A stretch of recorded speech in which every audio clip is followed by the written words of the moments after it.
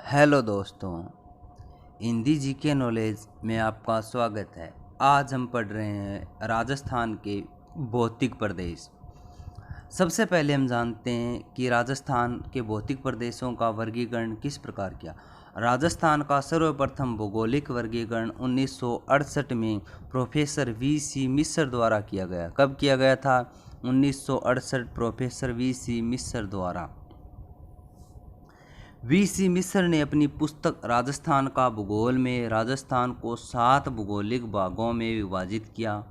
शुष्क प्रदेश, अर्धशुष्क प्रदेश, नहरी प्रदेश, अरावली प्रदेश, चंबल का बीहड़ प्रदेश, पूर्वी कृषि व औद्योगिक प्रदेश, दक्षिणी पश्चिमी कृषि प्रदेश।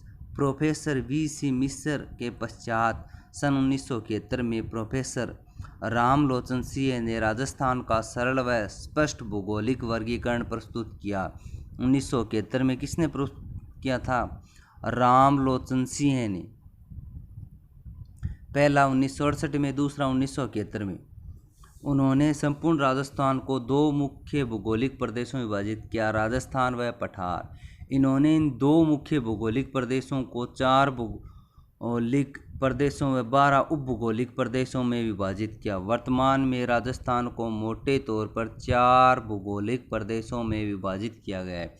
कितने प्रदेशों में बांट रखा है? 4 में बांट रखा है। नंबर 1 पश्चिमी मरुस्थल, नंबर 2 मध्यवर्ती अरावली, नंबर 3 पूर्वी मैदान, नंबर 4 दक्षिण का पूर्वी पठार।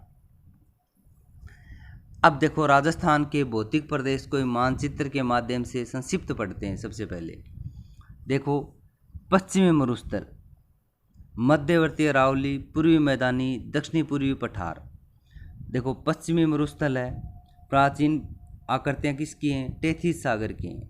भारत के भौगोलिक प्रदेश का संबंध उत्तर का विशाल मैदान। निर्माण सबसे नवीन। क्षेत्रफल, पश्चिमी मरुस्थल का क्षेत्रफल 61.11% सबसे अधिक क्षेत्रफल है। यहाँ पर जनसंख्या 40% सर्वाधिक जनसंख्या निवास करती है, जबकि जनसंख्या घनत्व है इन भौगोलिक प्रदेशों की दृष्टि से 4 नंबर स्थान आता है। मध्यवर्ती अरावली गोंडवाना लैंड का हिस्सा है, प्रायद्वीपीय पठार का हिस्सा है भारत में। निर्माण सबसे प्राचीन, सबसे पुराना बताया गया है। क्षेत्रफल 9% है, जबकि जनसंख्या 10%। सबसे कम जनसंख्या है, जबकि जनसंख्या घनत्व की दृष्टि से तीसरा स्थान है। पूर्वी के मैदान टेथिस सागर का अवशेष है, उत्तर के विशाल मैदान का हिस्सा है। निर्माण की दृष्टि से तीसरा स्थान है। यहाँ पर 23% क्षेत्रफल है, जबकि 39% जनसंख्या निवास करती है। जनसंख्या घनत्व की दृष्टि से सर्वाधिक प्रथम स्थान है। अगला है दक्षिणी पूर्वी पठार, गोंडवाना लैंड का प्रायद्वीप पठार दूसरा स्थान है इसका। उत्पत्ति की दृष्टि से 6.82% सबसे छोटा क्षेत्रफल है, जबकि 11% यहाँ जनसंख्या है। जनसंख्या की दृष्टि से यहाँ पर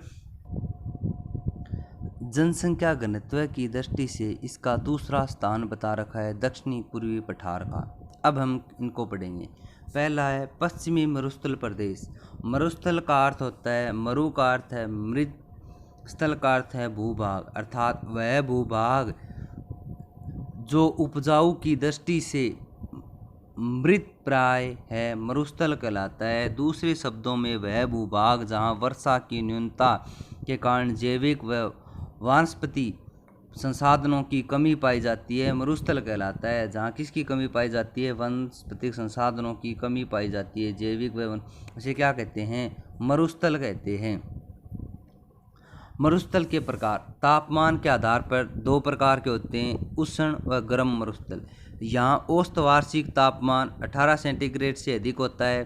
था का मरुस्थल शीत ठंडा मरुस्थल है। यहाँ औसत वार्षिक तापमान 18 सेंटीग्रेड से कम होता है, जैसे लेह लद्दाख का है। लेह लद्दाख भारत का एकमात्र शीत मरुस्थल है। भारत का एकमात्र कौन सा मरुस्थल है? शीत मरुस्थल बता रखा है लेह लद्दाख को, एकमात्र शीत मरुस्थल। धरातलीय स्वरूप के आधार पर 3 प्रकार के हैं। रेतीला मरुस्थल, रेत के जमाव से निर्मित। दूसरा है मिश्रित या पथरीला मरुस्थल रेत व कंकर पत्थर के मिश्रण से निर्मित सहारा के इसे रेक कहते हैं। चट्टानी मरुस्थल चट्टानों के जमाव से निर्मित सहारा में इसे हमादा कहते हैं। थार के मरुस्थल का नामकरण प्राचीन काल में यहाँ निवास करने वाली थार जनजाति के नाम पर इसका नाम थार मरुस्थल रखा। वर्तमान में यह जनजाति उत्तराखंड के पर्वतीय भागों में निवास करती है। वर्तमान में कहाँ निवास करती है? उत्तराखंड के पर्वतीय भागों में निवास करती है। थार जनजाति के कारण इसका नाम क्या रखा गया था? थार का मरुस्थल। थार के मरुस्थल की उत्पत्ति कार्बोनिफेरस काल से पूर्व यह क्षेत्र समुद्र के नीचे स्थित था, टेथिस सागर में।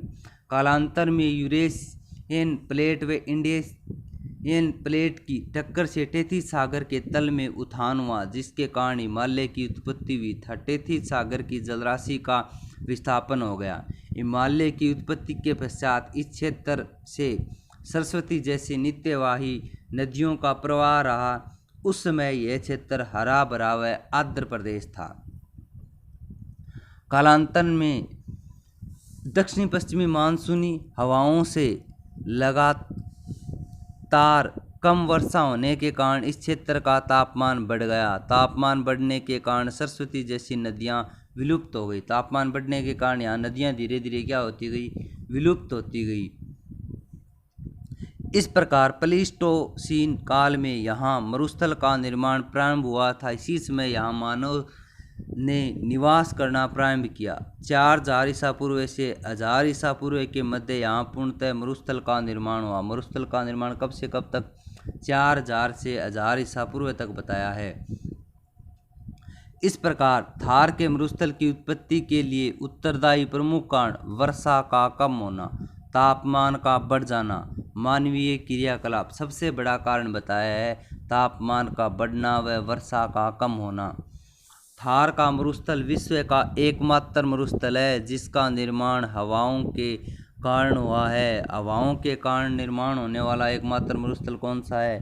थार का मरुस्थल बता रखा है। दक्षिणी पश्चिमी हवाओं से इसका निर्माण हुआ है, जबकि विश्व के अधिकांश मरुस्थलों का निर्माण ठंडी महासागरीय जलधाराओं के कारण हुआ है। अधिकांश भूगोलवेताओं के अनुसार थार का मरुस्थल अफ्रीका के ग्रेट पेलिया आर्कटिक मरुस्थल का ही उत्तरी पूर्व विस्तार है।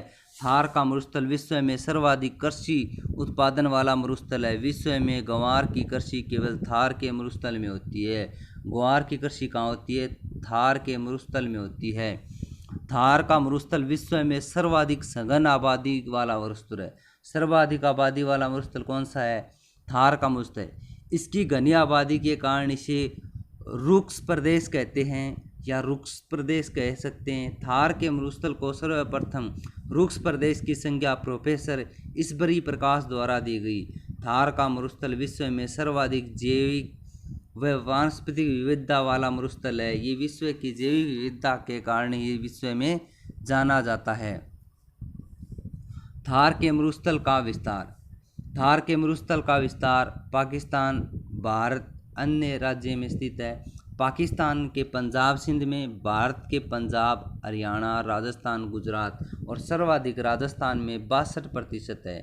पाकिस्तान में थार के मरुस्थल को चोलिस्तान कहते हैं। क्या कहते हैं? चोलिस्तान कहा गया है। पाकिस्तान में क्या कहते हैं? थार के मरुस्थल को चोलिस्तान कहते हैं। भारत में स्थित मरुस्थल का लगभग 62% भाग राजस्थान में स्थित है। भारत में स्थित मरुस्थल को मुख्यतः 2 भागों में विभाजित किया गया है। यह टॉपिक हम अगले बिंदु में पढ़ेंगे। यदि आपने हमारे चैनल को सब्सक्राइब नहीं किया तो सब्सक्राइब कर दें। धन्यवाद दोस्तों।